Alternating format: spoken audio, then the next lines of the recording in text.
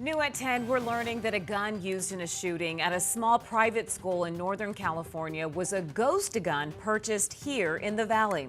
Good evening and thanks so much for joining us. For 12 News at 10, I'm Kariba Devine. I'm Mark Curtis. The gunman shot two kindergarten students before turning the gun on himself. Miraculously, the two students survived. 12 News journalist Bianca Bono is joining us in studio tonight. And Bianca, what do we know about this transaction? Well, police are saying the man the gunman purchased the firearm from was a prohibited possessor here in Phoenix, which is why that man is now facing charges.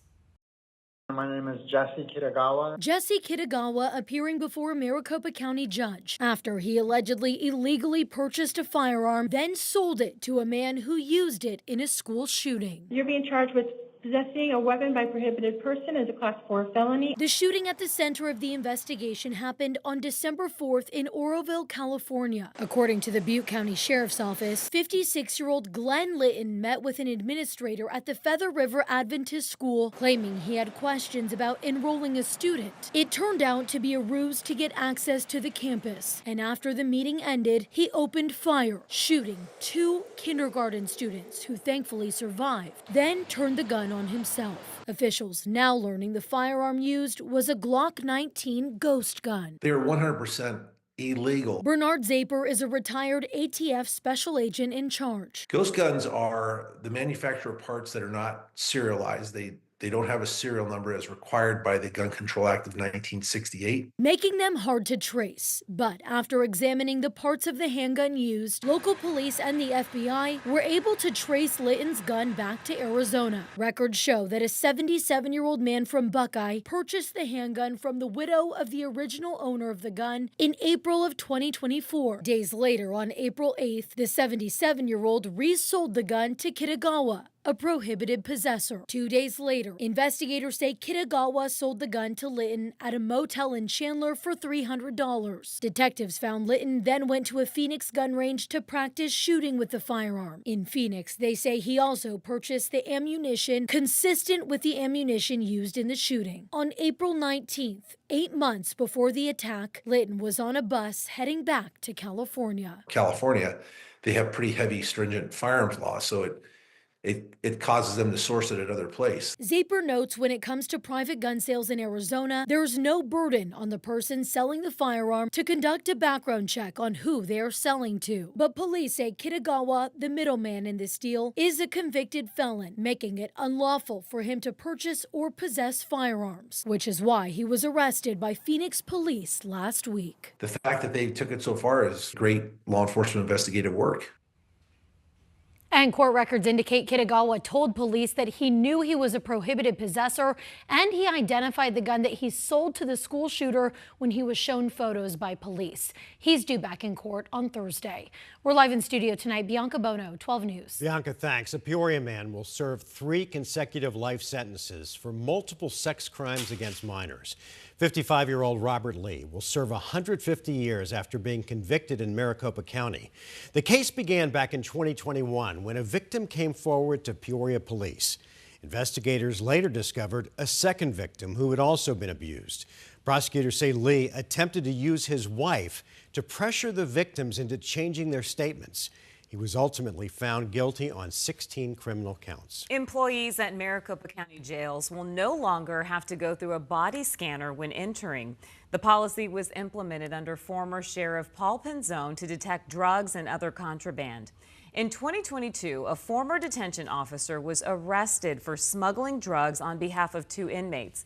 The new policy took effect immediately after new Sheriff Jerry Sheridan made the announcement. Rationale is that the sheriff trusts his employees.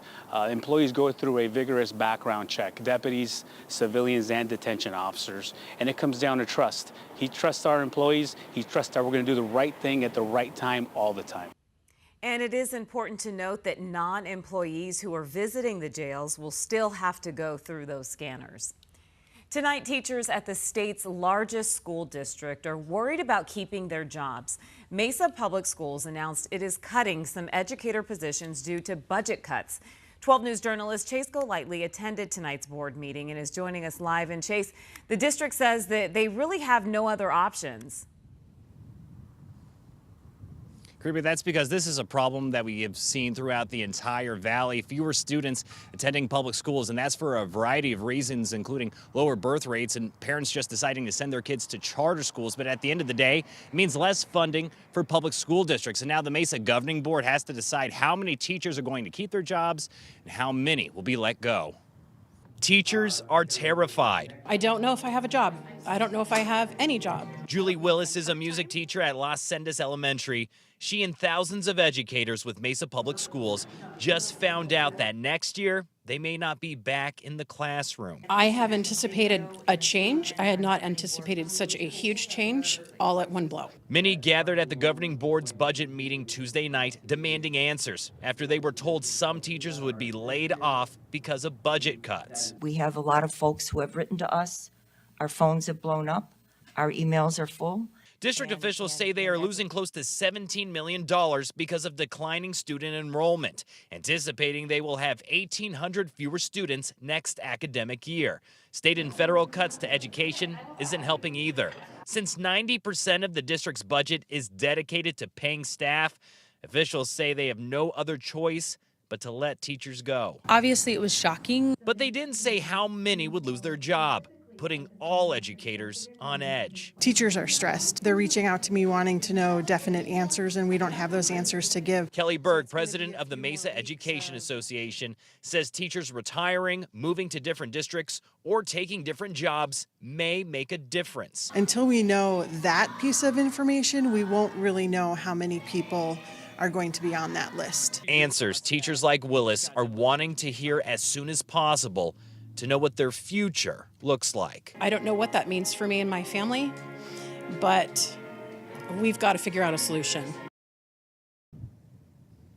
Again, no final decisions were made tonight, but board members said that they have to have some sort of plan in place before their meeting in February. I did ask district officials for comment on the situation, but they declined. We're live in Mesa tonight. Chase Golightly, 12 News. Chase, thanks. Tonight in California, fire crews continue to make progress against several wildfires still burning in Los Angeles.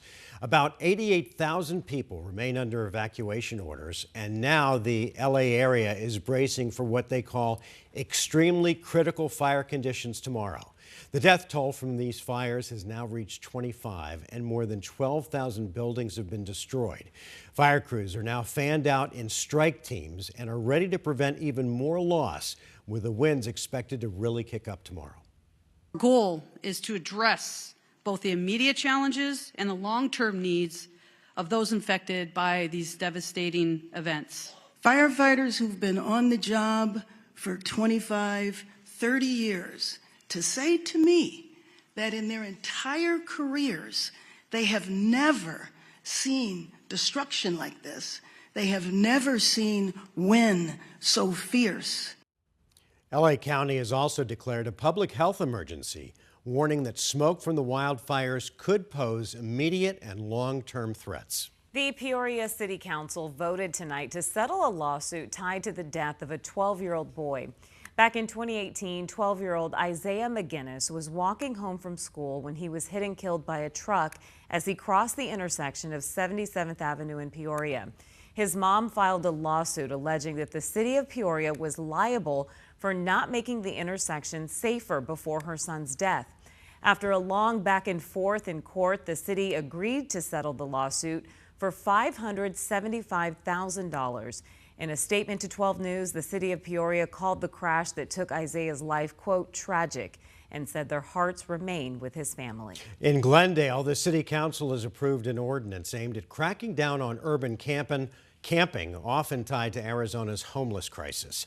It comes after other valley cities, including Tempe and Mesa, recently passed similar bans on urban camping. This is all in response to the passage of Prop 312, which says that cities are required to repay property taxes for damages related to urban camping if enforcement is lacking. Also in Glendale tonight, the city council voted to rename a park after the late Suns broadcaster Al McCoy. New World Park near 49th Avenue and Olive will now be known as Al McCoy Memorial Park. The park's basketball court, even better. It'll be named Shazam Court in honor of McCoy's iconic catchphrase. That's a great name, by the way, Shazam Court. We'll